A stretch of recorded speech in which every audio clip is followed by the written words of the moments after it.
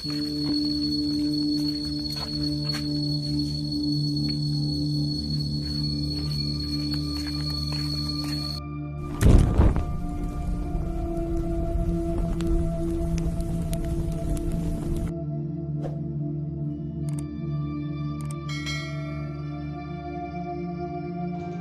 araw mga ka-horror at welcome back nga palang muli sa aking channel. Nandito na naman nga pala tayo sa bagong episode ng Kwentong Agimat.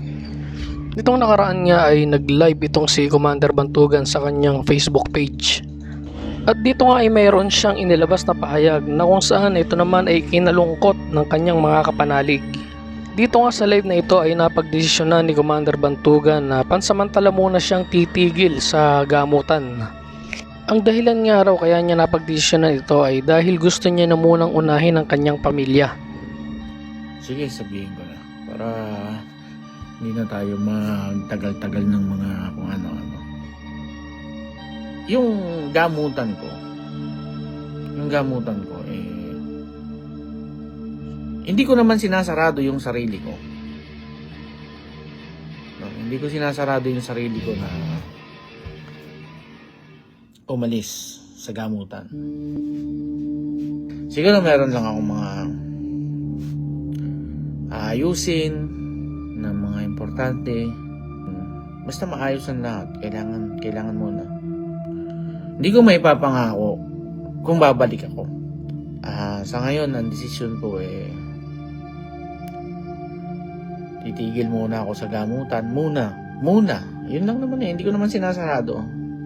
Muna. Gamutan ng personal. Ang ibig kong sabihin dito meron kaming kailangang ayusin ng asawa ko na importanteng mga bagay na para naman kami naman yung alam mo yun, sa totoo lang nawawala na rin kasi ako ng oras sa kanila. So sa akin mahirap na bitawan itong gamutan. Kaya nga hindi ko naman sinasarado Pero nangako naman si Commander Bantugan na patuloy pa rin ang kanyang gamutan.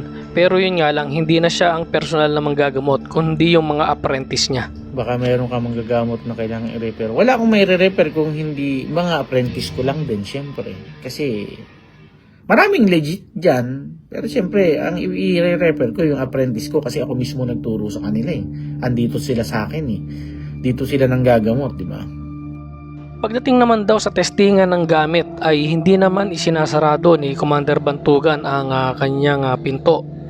Gayun din ang kanyang mga online healing at yung mga pinalilimusan niyang mga gamit. Yung testingan, siguro, hindi ko naman sinasarado na itigil. Hindi ko sinasarado. Siguro ako.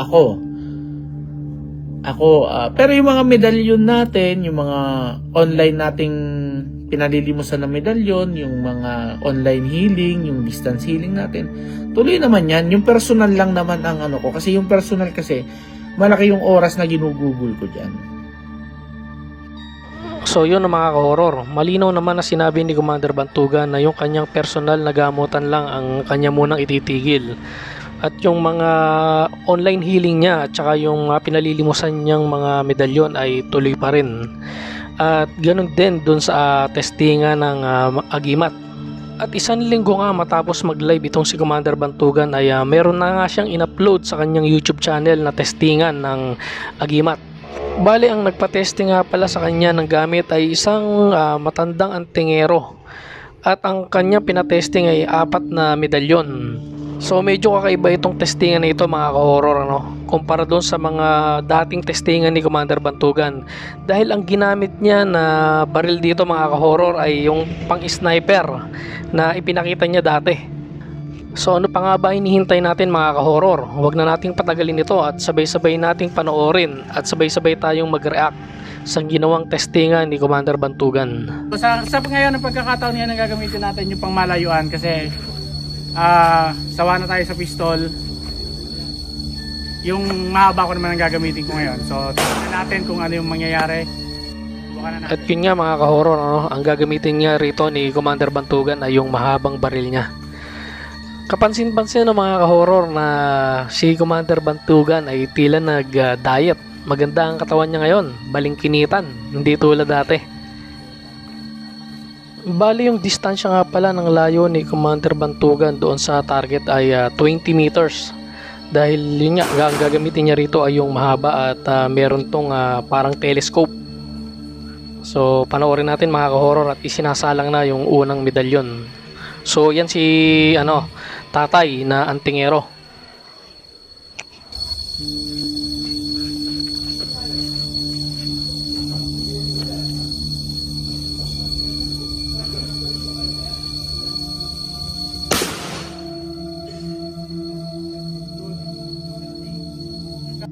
So nakita nyo mga ka-horror na pinutukan na nga sa unang pagkakataon yung medalyon.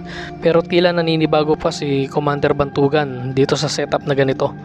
At tila hindi tumama yung unang putok niya doon sa target. So panoorin natin kung anong mangyayari sa susunod.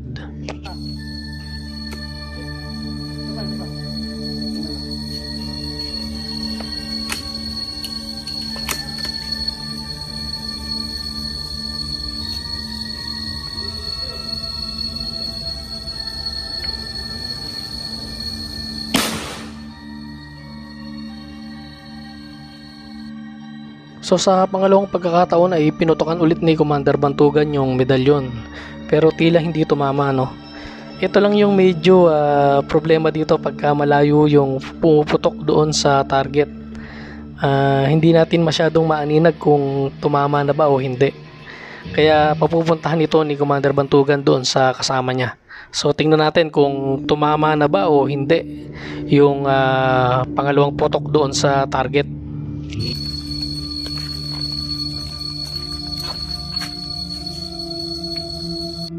So yun hindi nga talaga tumama yung una tsaka pangalawang putok, pero medyo malapit na ron sa target. So ang usapan dito mga ka-horror ay tulad pa rin ng dating rules, 3 putok. Kapag ka hindi tinamaan ay pasado.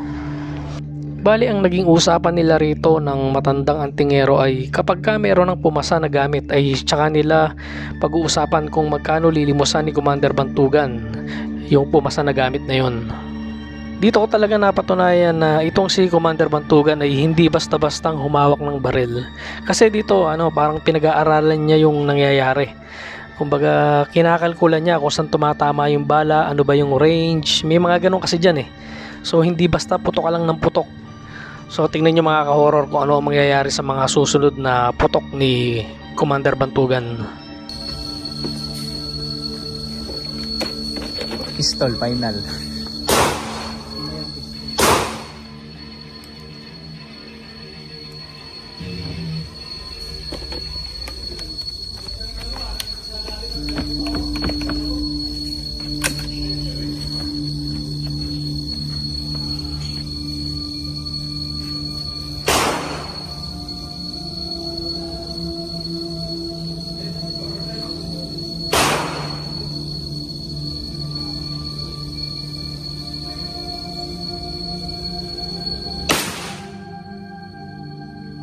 At yun nga mga ka-horror, pinutukan na ni Commander Bantugan sa ikatlong pagkakataon yung medalyon.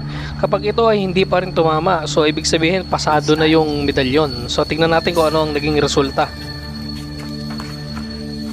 So yun mga ka-horror, nakakita nyo naman na halos nasa gitna yung tama ng medalyon. So ganyang kahusay bumaril si Commander Bantugan. Kaya yung ibang gustong magpa-testing talagang iilagan siya dahil bukod sa malakas yung panudla, magaling talaga siyang bumaril. So pwede na rin kasi yung mga gusto namang magpa-testing, wala ka namang ipupuhunan dito hindi pamasahe lang. At saka yung galing ng gamit mo, paano kung pumasa yung gamit mo? So may instant pera ka kay Commander Bantugan.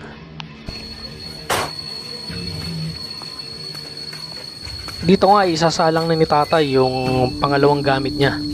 So tingnan natin mga ka-horror kung ano mangyayari at ano ang magiging resulta ng pangalawang gamit na ipapatesting ni tatay kay Commander Bantugan. Kaya bang tanggalin na lang tayo yan para kita?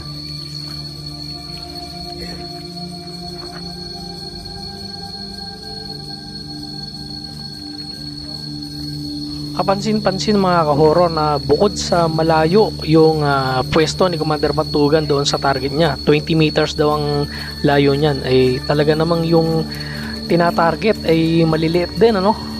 Maliliit na medalyon. So ito na mga ka-horror, puputokan na yung pangalawang medalyon. So tingnan natin kung ano ang magiging resulta nito, papasa kaya o hindi.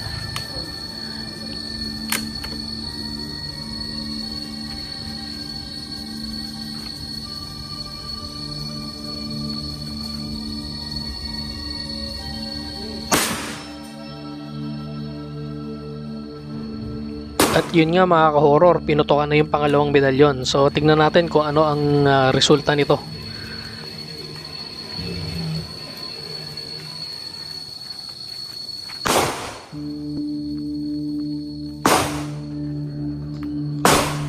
Ayun, so pingas no mga ka-horror. So ibig sabihin hindi ito pasado. So dito na tayo sa pangatlong medalyon. Parang dalawang medalyon yung isasabit ni tatay pagsasabayin na yata.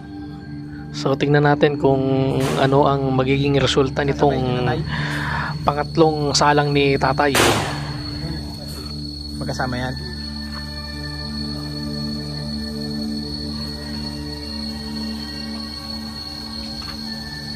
Dalawa. Dalawa yung nilagay? Dalawa? Kasama daw yun. Basta may tinamaan.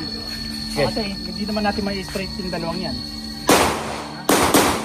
Dalawa nga yung isinabit mga ka-horror, pero ang naging kondisyon ni Commander Bantugan, basta may tinamaan na isa ay yun na yun, hindi na pasado. So tingnan natin ang magiging resulta nito mga ka-horror.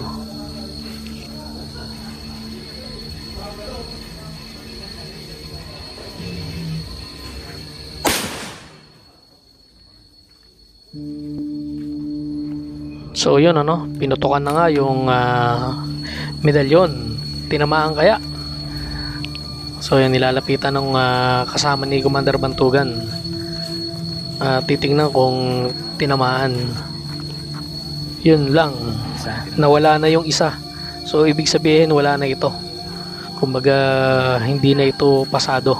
Nawala yung isang medalyon, ano, isa na lang yung natira. Pero parang magre-request yata si tatay na paputokan ulit yung isa pa. Total nakasabit na lang din naman. At sabi nga ni Commander Bantugan dito ay paputokan na dahil sayang araw. Nandiyan na yan. Tinamaan na.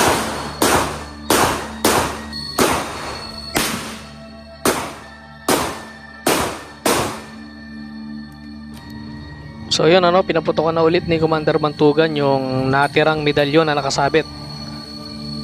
So ganun pa rin, titignan kung ano ang nangyari, kung tinamaan ba o hindi. Ayun lang, nawala na rin yung isang medalyon. So talagang dapat magkasama yung medalyon na yun, ano. Nung nawala yung isa, sumunod na rin yung isa. Pero ibig sabihin tinamaan ni Commander Bantugan. Ayun ano, pinupulot nila yung mga pira-piraso na natira. Mga kapanalig, so walang pumasa sa subok sa atin ngayon. At bukas, ayun, abangan natin kasi bukas magdadatingan ng iba't ibang antingero na in-schedule sa akin na sinasabing pagsusubukan yung kanilang gamit na galing sa mga master. So tingnan natin kung ano mangyayari. Pwede natin silang papiliin kung pistol o sniper, kung anong gusto nila. At yun nga mga ka-horror, ano, meron tayong aabangan na testingan na magaganap.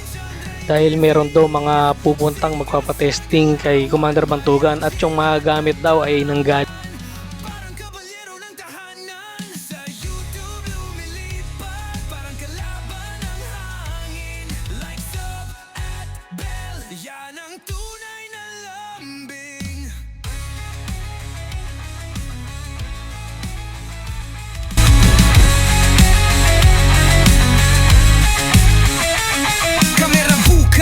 Simula na ang eksena, bawat content astig, walang kahambing sa galaw na agimat sa puso.